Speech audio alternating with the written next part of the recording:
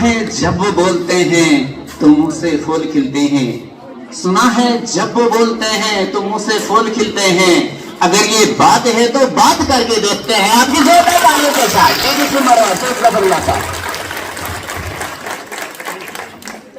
वर्दी एसडीएम साहब Madwa, principal higher secondary school Madwa, other dignitaries on the dais, employees from the different department, and my fellows, and I must say different flowers of different colors who have gathered here to honor the national flag. Assalamu alaikum, आदाब, नमस्कार। मैं बेहद खुश हूं इस बात को देखकर कि आपके हाथ में तिरंगा है और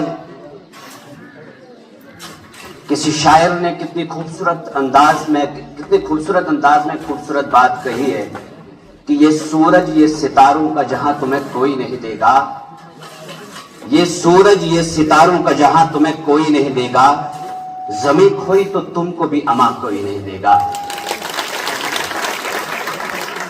ये सूरज ये सितारों का जहां तुम्हें कोई नहीं देगा, जमीन खोई तो तुमको भी अमा कोई नहीं देगा। वतन ये मिट गया तो तुम भी मिट जाओगे नादानो, इसी को जिंदगी समझो, इसी पे जिंदगी मारो कि इस हिंदुस्तान से बाहर तुम्हारा कुछ नहीं यारो, हमारा कुछ नहीं यारो, तुम्हारा कुछ नहीं यारो। अब बात उठती है मुल्क की सॉवरेनिटी की, राष्ट्रध्वज की। ये झंडा है, इसके बारे में आपने पढ़ना है, अपने मुल्क की तारीख को समझना है। And you are the luckiest people. आप जो यूनिफॉर्म में इस वक्त हैं, आप खुशकिस्मत हैं कि आपको अभी इस तिरंगे के बारे में जानने का अवसर मिला है और आप अभी अपने इदारों में ज़ेर तालीम हैं। और जब तक आप अपने मुल्क को नहीं समझोगे, इसकी तारीख को नहीं पढ़ोगे, इस मुल्क की कुर्बानियों को नहीं समझोगे, तो तब तक आप इस मुल्क के लिए कंट्रीब्यूटर्स नहीं बनोगे। और हमेशा याद रखना, मुल्क के ऊपर लाइबिलिटी नहीं बनना है, आपने कंट्रीब्यूटर्स बनना है। और कैसे बनना है? अभी आपसे मैं कहूं what is the nation, what is the definition of a nation. मुल्क की डेफिनेशन किसे मुल्क कहते हैं? क्या ये पहाड़, क्या सूरज, आसमान, पेड़, पौधे, ये मुल्क है? The first element of a country is people, लोग, आप, मैं, हम। और जब हम अंग्रेजों के पंजों से, हमारे महापुरुषों ने हमें आजाद किया और हम उसके लिए 15 अगस्त यौम आजादी मनाते भी हैं और अपने शहीदों को याद करते हैं, अपने नागरिकों को जागरूक करने का मौका मिलता है कि हमने इस दिन क्या कहा, कुर्बानियां कितनी लगी। लेकिन मैं आपसे ये कहना चाहता हूं, ये जो तिरंगा रैली, इसका क्या मकसद है कि आप अपने मुल्क के प्रति खड़े हो, मुल्क के इस तिरंगे की शान बान आन के लिए खड़े हो, इसको समझें। मैं 2 मिनट लूंगा आपके पास, क्योंकि उसके बाद रैली की शक्ल में हमने आगे जाना है। याद रखना, people of a country is called its nation. लोग होते हैं।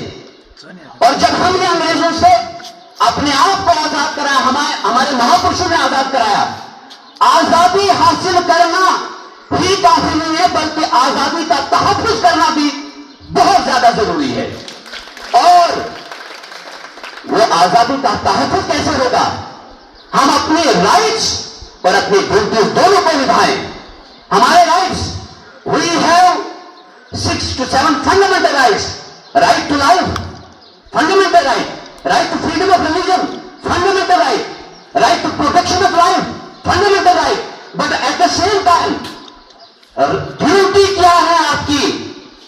गंदगी नहीं फैलानी है, देश को साफ सुथरा रखना है, चोर नहीं बनना है, आपको सियासतदान बनना है, ईमानदार सियासतदान। आपको डॉक्टर बनना है, ईमानदार डॉक्टर। आपको लेक्चरर बनना है, ईमानदार लेक्चरर। आपने इंजीनियर बनना है, ईमानदार इंजीनियर बनना है, ताकि आपको बनाए हुए ब्रिज टूटे ना। आपको टीचर बनना है, आपको देश के भविष्य को आगे बढ़ाना है, ईमानदारी से बढ़ाओगे। इस तरह से हमने इस देश को आगे बढ़ाना है और इस तिरंगा की आन बान शान को बढ़ाना है। आई होप इस सरजमीन के जितने भी ये पौधे हैं, ये फूल हैं, आपका देश आपके इलाके से शुरू होता है। आप यहां से शुरू करिए देश के कॉन्ट्रीब्यूटर से बनना।